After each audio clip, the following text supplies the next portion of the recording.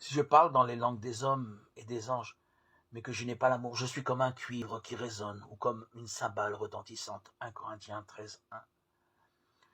Le début de ce chapitre de Corinthiens nous enseigne que les chrétiens peuvent parfois utiliser les dons spirituels qu'ils possèdent avec de mauvais motifs, sans amour.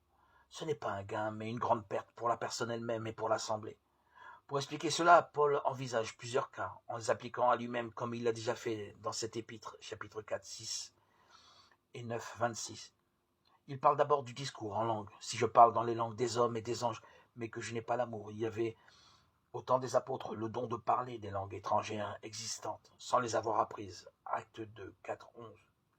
À Corinthe, on estimait que c'était un don véritable donné par Dieu. Mais il était surestimé, pouvait devenir un piège pour les Corinthiens. Supposons, dit l'apôtre, que je puisse parler dans les langues étrangères de manière extraordinaire et impressionnante. Imaginons que je puisse même m'exprimer avec les langues des anges, en supposant que ce soit possible, car le don des langues concerne les langues humaines, comme témoignage aux incrédules. Je vous invite à voir Acte 2, 11, 1 Corinthiens 14, 21, 22. Cela produirait sans doute une grande impression sur les auditeurs, même s'ils ne comprenaient pas les mots. Il y a pourtant une pensée sérieuse. Si l'apôtre Paul ou quelqu'un d'autre parle en langue, sans que l'amour en soit le ressort, cela ressemblera seulement à un métal qui résonne. Si l'amour n'est pas le mobile, lors de l'exercice d'un don, tout est creux et vide.